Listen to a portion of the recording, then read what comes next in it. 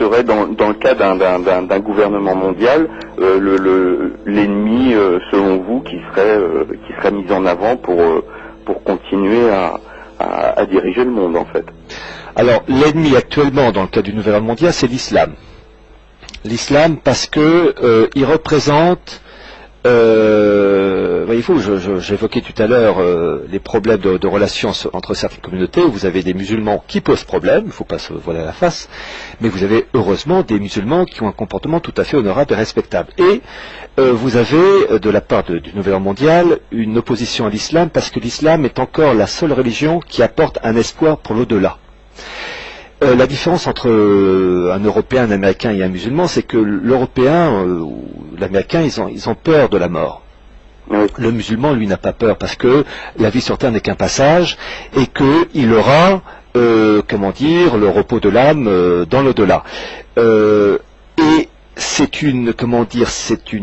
pour l'esprit mondialiste, c'est une concurrence qu'il ne peut pas accepter, car le musulman va pas, ou en tout cas beaucoup moins, se focaliser sur les plaisirs matériels, sur la société de consommation.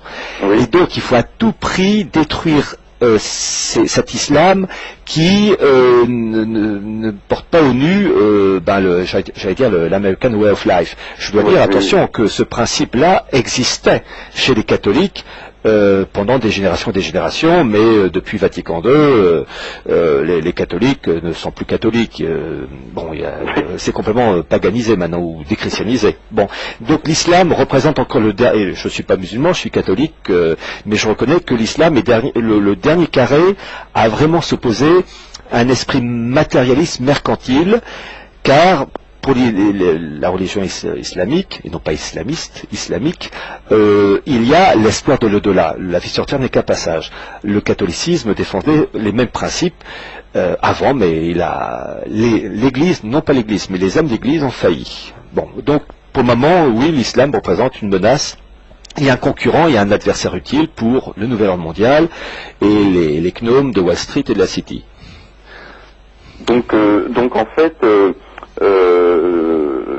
d'après ce que vous dites, l'avènement le but ultime et l'arrivée de ce but ultime d'un gouvernement mondial ne pourrait pas se faire tant qu'on aurait une idéologie ou une religion qui permettrait en fait de donner une autre source d'espoir à l'homme que des simples instincts matériels basiques, quoi. Disons qu'il faut, dans l'esprit mondialiste, détruire toute forme de religion donnant un espoir surnaturel. Il faut araser tout cela. Et d'ailleurs, je rappelle, vous avez, et ça c'est archi officiel, dans mon livre La marche irrésistible du nouvel ordre mondial, j'ai présenté une carte du Proche-Orient aux frontières décomposées en fonction des critères ethniques et religieux. La carte est issue d'une revue militaire américaine qui date de 2006 sous la plume de Ralph Peters. Et en fait, Ralph Peters ne fait que s'inspirer d'autres, je pense à un islamologue qui est toujours vivant, très âgé, qui s'appelle Bernard Lewis, qui a composé aussi des cartes où tout ça c'est un peu remanié. Et dans son article, donc dans cette revue de mai-juin 2006, article intitulé Frontières de sang, il dit à un moment donné qu'il faut mettre en place, et je cite son expression, un Vatican de l'islam. Parce que il dit, en gros, je résume sa pensée, il dit que l'islam est incompatible avec l'esprit actuel et donc il faut changer cet islam. Et on peut le faire qu'avec un sort de Vatican, un clergé qui, ayant l'esprit remanié, un Vatican II musulman, et bien ayant l'esprit remanié, on pourrait donc influencer l'islam pour le rendre adaptable à l'esprit du mondialisme. Et c'est vraiment écrit en toutes lettres. Et donc, ça a moins l'avantage, c'est qu'on sait à quelle sauce on va manger. Alors, ils ont réussi avec le catholicisme, puisque je rappelle, Vatican II, c'est en fait la bascule. Avant Vatican II, l'Église catholique disait, c'est au monde de s'adapter aux principes catholiques. Après Vatican II, c'est l'Église qui doit s'adapter au nouvel ordre mondial. C'est la fameuse encyclique Pacem in Terris de Jean XXIII, jusqu'à aujourd'hui Benoît XVI. Voilà, donc le catholicisme, ça y est, ils ont gagné, il ne reste plus que l'islam, voilà, qui essaie de résister. Mais enfin, vous savez, l'Avéros, c'est contaminant. D'accord. Très bien, mais merci beaucoup et puis bonne continuation. Merci bien. Merci pour toutes vos recherches. Merci beaucoup. Au revoir, Raphaël. Merci, au revoir. Au revoir.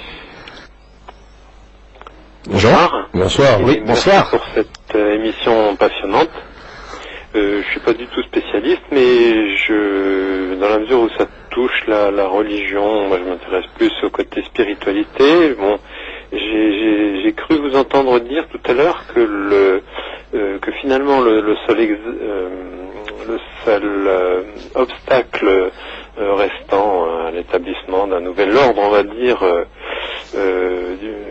seul obstacle religieux restant depuis Vatican II serait donc l'islam.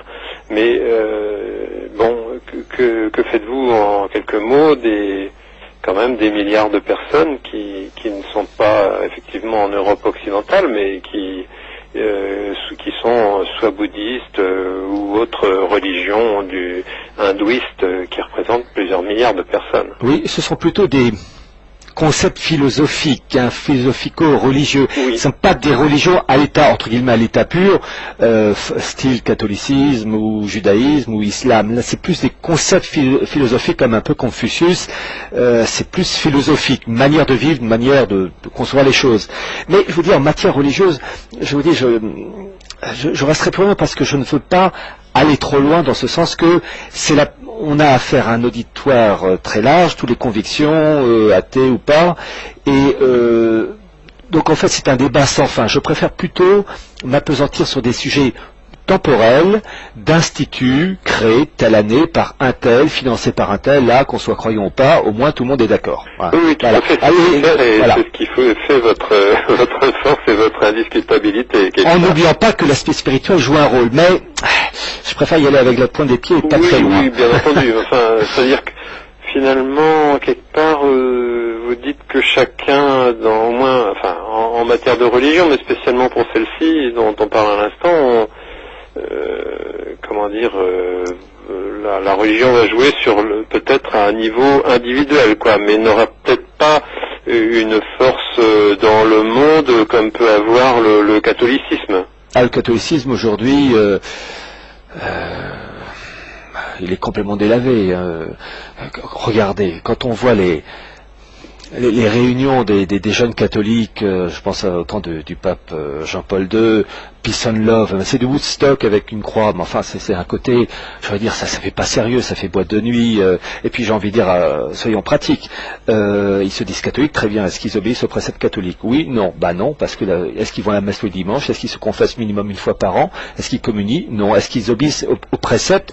Eh ben 9 cas sur 10, non. Alors ça chante, la gratte, enfin la guitare à la main, mais c'est un côté folklore, voilà. Et puis j'ai envie de dire un peu la vertu du silence. Ça ils l'ont pas. Hein. Voilà.